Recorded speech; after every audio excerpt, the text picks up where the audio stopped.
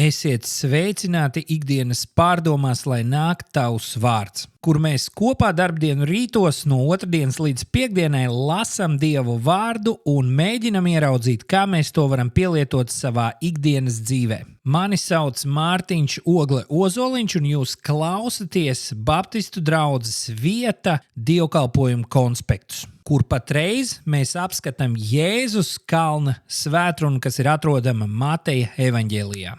Šodien Mateja evaņģēlija 5. nodaļas 17. pants, kur Jēzus saka šos vārdus. Nedomājiet, ka es esmu nācis atmest bauslību vai praviešus. Es neesmu nācis tos atmest, bet piepildīt. Šī ir ļoti svarīga rakstuvieta, es pat teiktu viena no svarīgākajām visā kalna svētrunā. Jo šī rakstuvieta paskaidro Jēzus attiecības, ja mēs tā varam teikt, ar veco derību. Jo, kad Jēzus nāca un sāka mācīt cilvēkus, tas izklausījās pilnīgi savādāk nekā to darīja farizeji. Un cilvēki teica, šī ir jauna mācība ar spēku.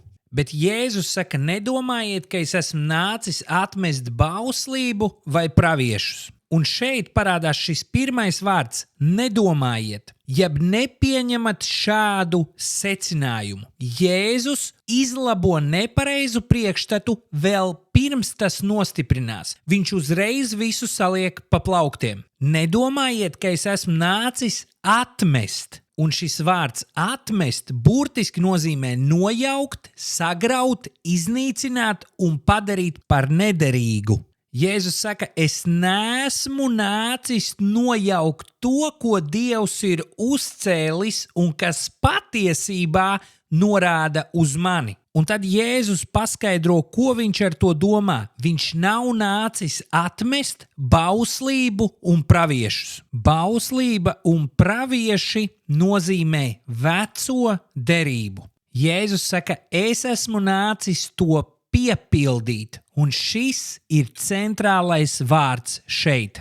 Un šis vārds piepildīt nozīmē piepildīt līdz pilnībai, pabeigt, realizēt un dot pilnu nozīmi. Un kā tad šī piepildīšana izskatās praktiski? Pirmais, Jēzus nāca piepildīt pravietojumus. Otrais, piepildīt likumu. Likums prasīja pilnību.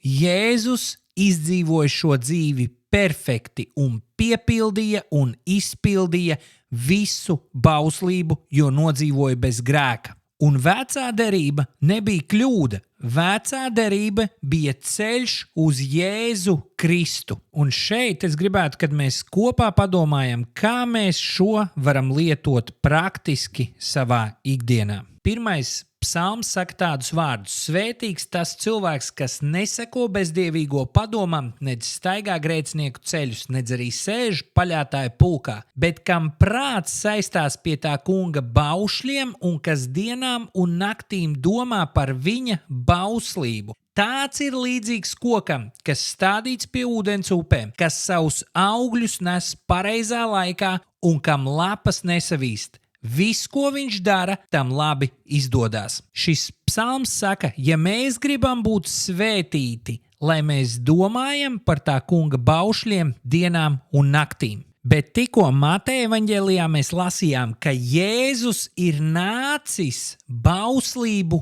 piepildīt.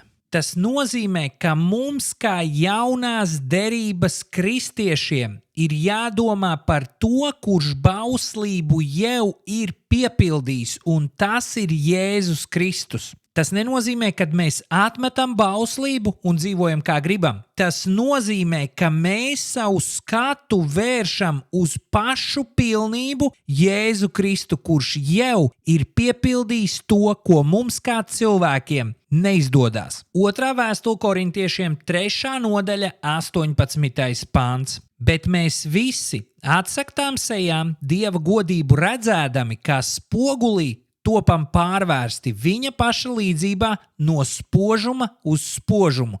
To dara tā kunga gars. Bībele saka, ka visa Dieva godība bija iemājojusi Jēzu Kristu. Un kad mēs skatāmies uz šo Dieva godību Jēzu Kristu, kas notiek? Mēs tiekam pārvērsti viņa līdzībā no spožuma uz spožumu. Un kas to dara? To dara tā kunga gars vai svētais gars. Redzat, likumam nav vara un spēks mainīt. Likums tikai rāda pārkāpumu. Bet, kad mēs skatāmies uz Jēzu Kristu, uz to, kurš likumu ir piepildījis, viņa svētais gars maina mūs no spožuma uz spožumu. Un kur tad mēs skatāmies uz Jēzu Kristu? Dieva vārdā. Bībelē no vāka līdz vākam, jo tā visa ir liecība